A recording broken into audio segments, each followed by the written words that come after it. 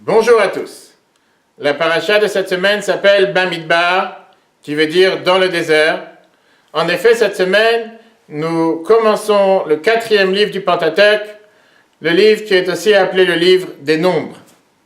Car, particulièrement cette semaine, l'essentiel de la paracha, c'est le recensement du peuple juif sous l'ordre de Dieu à Moïse en 2449, la deuxième année après la sortie d'Égypte, le deuxième mois, le mois de Iyar.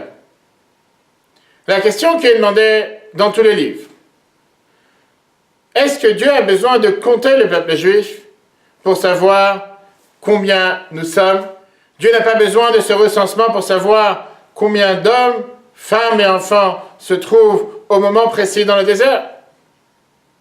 Vient Rashi, commentateur du Chumash, et nous donne la réponse que quand on valorise quelque chose, on aime bien le compter. Quelque chose qui a de la valeur, quelque chose qu'on aime, on aime le compter encore une fois et encore une fois. Et c'est là la raison pourquoi Dieu a demandé à Moïse, cette fois précis, de faire encore un recensement du peuple juif, alors qu'il avait déjà fait dans le passé, pour montrer son amour envers le peuple juif. Cela symbolise parfaitement la préparation à la fête que nous allons tous célébrer la semaine prochaine, mercredi 31 mai, le 6 Sivan, la fête de Shavuot, la fête de la Pentecôte. Cette fête, nous allons tous nous réunir, tous ensemble, hommes, femmes, enfants, nourrissons, dans toutes les synagogues, centres communautaires, afin d'écouter les 10 commandements. Et de se rappeler, comme si nous sommes en train de recevoir les 10 commandements pour la première fois, comme cela s'est passé quand nous étions tous réunis au Mont Sinaï en 2448. La Torah nous dit que le peuple juif, tous ensemble, étaient réunis, rassemblés, comme un seul homme, avec un seul cœur. À tel point que la Torah nous dit qu'il n'y avait aucune différence entre la personne la plus religieuse, la plus érudite dans la Torah, et celui qui n'avait aucune connaissance et aucune pratique. Quand on fait un recensement, chaque personne ne vaut pas plus qu'un chiffre. Cela peut être le plus grand maître de la génération, et cela peut être le juif le plus simple de la génération. Et d'ailleurs, ça c'est ce que symbolise le mot même Israël. Les sages nous disent qu'Israël, c'est l'acronyme de 5 mots. Il y a 600 000 lettres dans la Torah.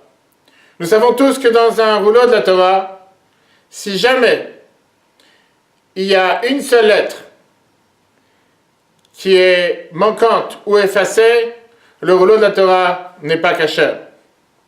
Exactement la même chose dans le peuple juif.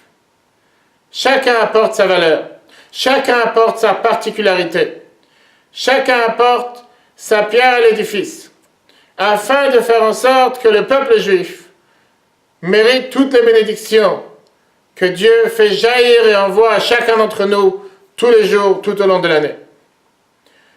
Ça, c'était la raison du recensement à l'époque. Et ça, c'est la raison pourquoi nous lisons cette paracha toujours, juste avant la fête de Shavuot. Pour se rappeler ce devoir d'union, ce devoir d'être réunis, d'être rassemblés, de reconnaître la valeur de chacun. Peu importe si c'est quelqu'un qui est toute la journée consacré à l'étude de la Torah, ou quelqu'un qui n'a pas encore découvert la valeur de la Torah. Nous avons tous exactement la même valeur, le même numéro, le même chiffre. Ça, c'est l'idée même d'un recensement.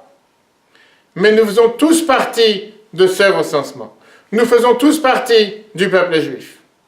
C'est là aussi la raison pourquoi le Rabbi Lubavitch a demandé de nombreuses années l'importance de s'assurer que chaque enfant, même un nourrisson qui vient de naître, soit présent à la synagogue le jour où nous lisons les 10 commandements, le premier jour de Shavuot, cette année, le 31 mai.